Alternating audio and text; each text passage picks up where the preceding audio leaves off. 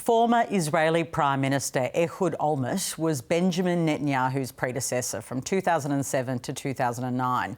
He has been a critic of Netanyahu and a critic of the ongoing war, and he's my guest this afternoon. Welcome to the program. Hi, good afternoon. You argue Israel has become a pariah state. How then do you feel about the prospect of Israel reoccupying Gaza? First of all, I hope Israel is not a pariah state. Israel is in a crisis, and the policy of the government is unacceptable to, I believe, a majority of the Israelis. It's not expressed yet in the policy of the government because the government still enjoys the majority of the last elections, but it will definitely be expressed when the next elections will take place, hopefully soon. So this is one thing I think needs to be emphasized, that a majority of Israelis are not in favor of what the Prime Minister is doing, and we think that the present idea of conquering all of Gaza is something which is not going to do any good, not to the Israeli hostages, and not to the prospect of ending the war, and definitely not of refraining from killing unnecessarily non-involved Palestinians, which will become victims almost inevitably of this military operation. There's been a big debate around the world about what to do to send Israel a message. Do you think that there is starvation going on in Gaza, and do you hold the Netanyahu government responsible for what we're seeing unfold? I don't know to say. I don't know to say if there is starvation. There is certainly a danger of starvation if humanitarian supplies will not be provided adequately and comprehensively and effectively, and also if Hamas will continue to interfere in the supply of these in order to get hold of a large part of the supplies for its own needs, not for the population. So there is a danger. I definitely say I am not certain that I know, and I don't think that anyone can say safely he knows exactly who is responsible for what in terms of the actual events taking place which are disrupting the supply of humanitarian needs. But the way I look at it is very simple. Israel is the power there. The Israeli army controls Gaza. So it's incumbent upon the state of Israel to make sure that the humanitarian supplies are provided adequately, comprehensively, without interference, in an effective manner. And if it's not done, this is the responsibility of the Israeli government. There is no question about it. As you know, the discourse in Israel is shifting ever so slightly. We are now hearing more discourse within Israel about the suffering in Gaza, especially on Israeli television.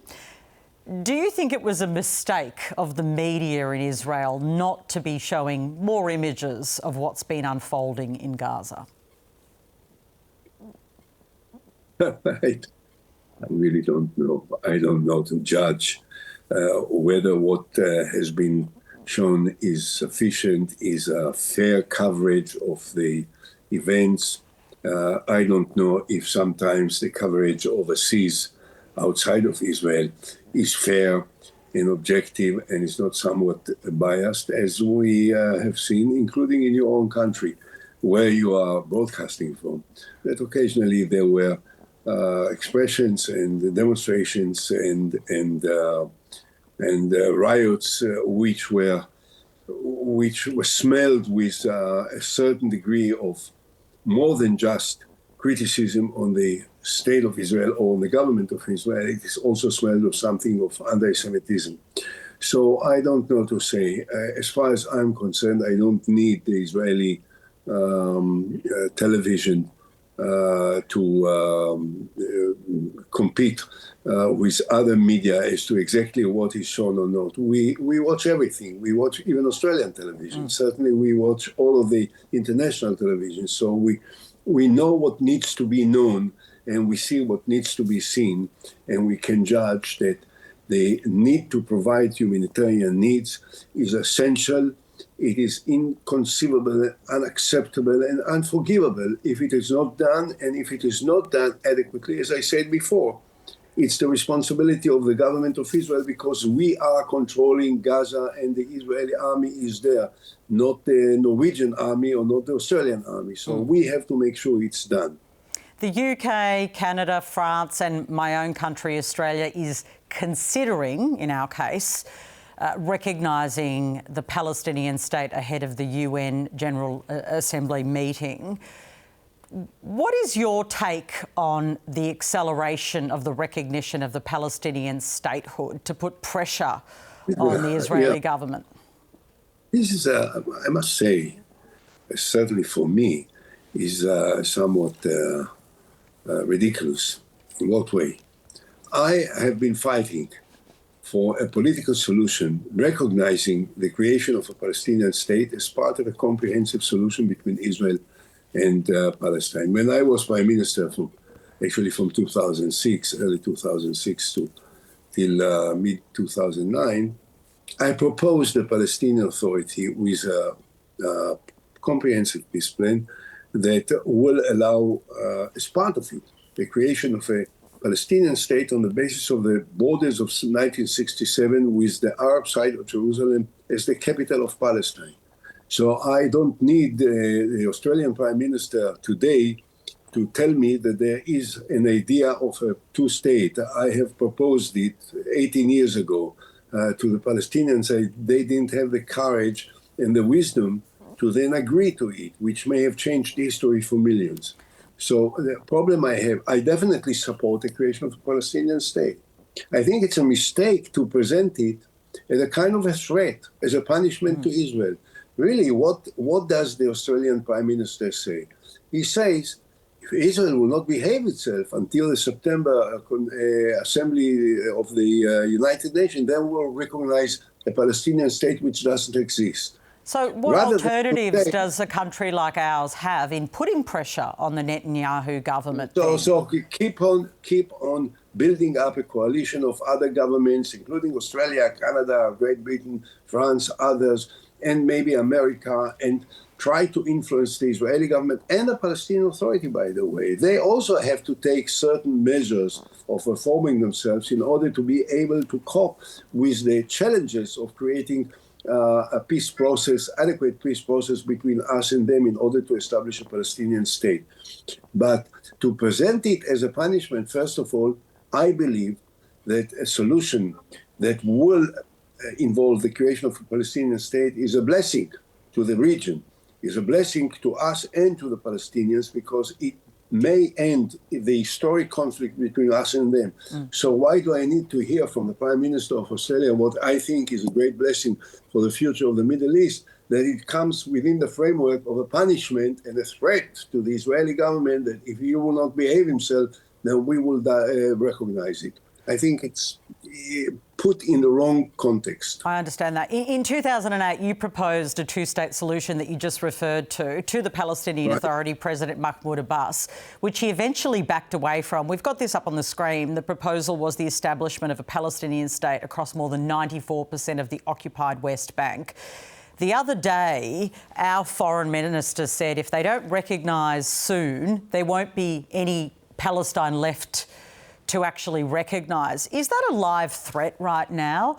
Because if the Netanyahu government is considering reoccupying Gaza, doesn't that mean there will be diminished territory for the Palestinian state?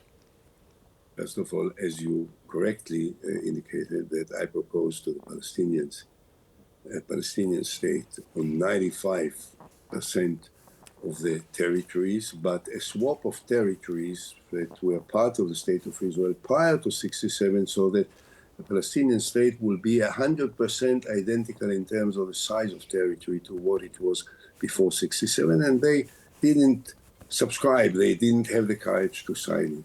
Now, what do you say, that Netanyahu is very hostile to this idea? I know, I'm fighting politically together with lots of Israelis against the government of Israel precisely because of this, not only because of this, but also because of his opposition to any peaceful, comprehensive peaceful solution with the Palestinians. Yes, of course, if Netanyahu will get what he wants and he will move forward with his plans, it will certainly reduce the chances for a comprehensive peace solution between us and the Palestinians. Equally, I have to say that I expect the Palestinian Authority to become a lot more forthcoming in its agreement to move along these lines of negotiations for creation of Palestinian state alongside the state of Israel, not instead of the state of Israel. And what do you make of recent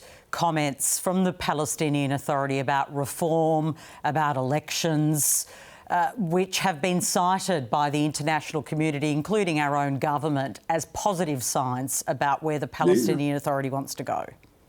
Yeah, this is positive, certainly, if implemented. If indeed Mahmoud Abbas will implement this, it is essential and necessary. The Palestinian Authority needs to be reformed. They didn't have democratic elections for the last 20 years, something which is totally, of course, unacceptable.